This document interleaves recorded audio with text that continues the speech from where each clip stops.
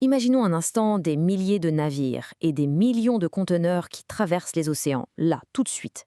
Comment les vendeurs et les acheteurs du monde entier font-ils pour s'accorder sur les responsabilités de chacun sans se perdre dans la traduction?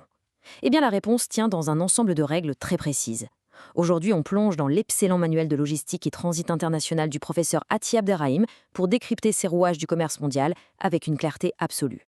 Prenons un cas concret, avec des enjeux colossaux. Un cargo se retrouve en pleine tempête au milieu de l'Atlantique. La houle est d'une violence inouïe et, soudain, une dizaine de containers passent par-dessus bord et finissent au fond de l'eau. La question qui se pose immédiatement et qui vaut littéralement des millions d'euros, c'est qui paie la facture? L'exportateur qui a fabriqué les produits ou l'importateur qui les attendait impatiemment? La réponse ne dépend absolument pas de la météo ou du capitaine, mais d'un tout petit acronyme de 3 lettres glissé dans le contrat de vente. C'est exactement pour ça que maîtriser ces règles est absolument critique pour quiconque touche aux échanges internationaux. Allez, on entre dans le vif du sujet. Ces fameuses règles, ce sont les Incoterms, pour International Commercial Terms. D'après le manuel du professeur Ati Abderrahim, c'est la Chambre de commerce internationale qui fixe ces standards. Leur rôle, définir avec une précision vraiment chirurgicale les obligations de chacun. Ils marquent le point exact du transfert des risques, précisent qui paie le transport, qui gère l'assurance et qui s'occupe de la paperasse. La version de référence depuis le 1er janvier 2020, c'est la publication 723E. C'est véritablement la base académique et juridique incontournable. Pour bien structurer tout ça, on va procéder par étapes. D'abord, on va voir comment cela forme le langage du commerce. Ensuite, on passera en revue les 11 Incoterms de 2020. Puis, on fera la fameuse distinction entre transport maritime et tout-vode. Après ça, place au grand duel, FOB contre CIF.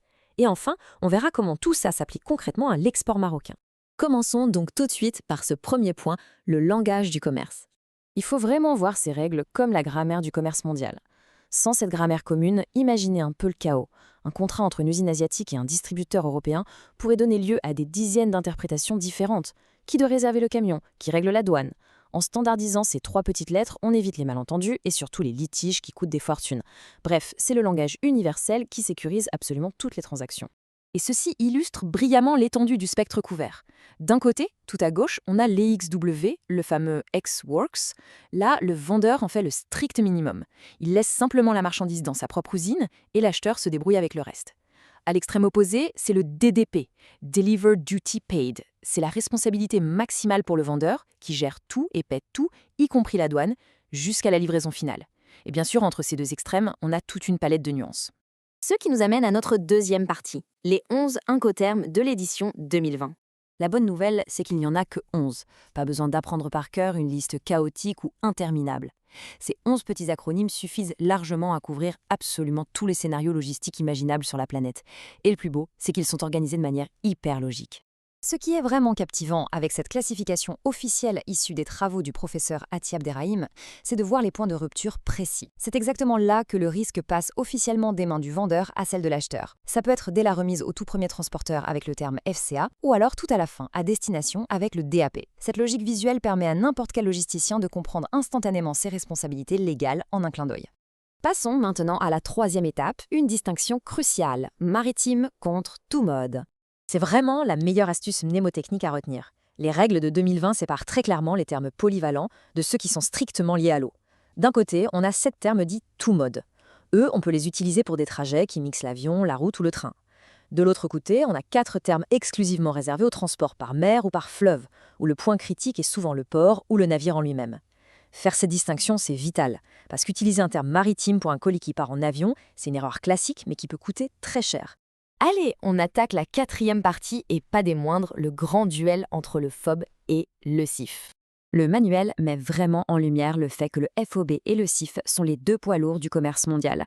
Ils sont incontournables, tout particulièrement quand on parle des flux d'exportation de marchés dynamiques comme le Maroc. Alors, qu'est-ce qui les oppose et qu'est-ce qui les rapproche? Décortiquons ça. Le point crucial à retenir ici, c'est la première ligne. La ligne de transfert de risque est strictement identique. Que l'on soit en FOB ou en CIF, le risque physique change de camp exactement au même moment quand la marchandise passe physiquement au-dessus du bastingage du navire au port de départ. Mais attention, parce que le fardeau financier, lui, il bascule complètement. En FOB, c'est l'acheteur qui sort le chéquier pour payer le frais principal et l'assurance. En CIF, par contre, c'est le vendeur qui doit assumer le coût du transport jusqu'à destination et prendre une assurance minimale. Ce n'est donc pas juste un détail comptable, c'est une vraie décision stratégique. L'immense avantage du FOB pour le vendeur, c'est qu'il se libère très vite de ses obligations logistiques. Et pour l'acheteur, c'est l'occasion de négocier ses propres tarifs de fret. À l'inverse, avec le CIF, le vendeur garde la mainmise et le contrôle total sur le choix de l'amateur. L'acheteur, de son côté, profite du confort de recevoir une cargaison déjà acheminée et couverte contre les pépins. Le grand gagnant de ce duel dépendra simplement de qui veut garder le contrôle sur la chaîne logistique. Et on arrive à notre 5e et dernière partie, la pratique de l'export marocain. Quittons un peu la théorie pour voir comment ça s'articule concrètement sur le terrain. Le professeur relève des habitudes très ancrées dans l'industrie marocaine. Prenez les exportations massives de phosphate par l'OCP ou encore les énormes secteurs de l'automobile et du textile, il privilégie massivement le FOB. En faisant ça, il laisse aux acheteurs étrangers le soin d'organiser tout le casse-tête du transport maritime. Par contre, quand il s'agit d'importer les matières premières vitales pour l'industrie locale, c'est le CIF qui l'emporte, assurant ainsi une livraison sécurisée jusqu'au port du pays. D'ailleurs, il y a un conseil du professeur qui est une véritable pépite stratégique.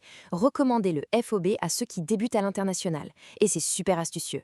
Ça permet aux exportateurs de se concentrer sur leur vrai métier et sur le dédouanement local, sans s'encombrer de la gestion complexe et volatile du fret maritime. On refile cette responsabilité aux acheteurs étrangers, qui ont souvent des réseaux bien plus denses et des tarifs négociés. Franchement, c'est une stratégie redoutable pour percer sur de nouveaux marchés. Voilà qui boucle notre exploration de cette fameuse grammaire logistique.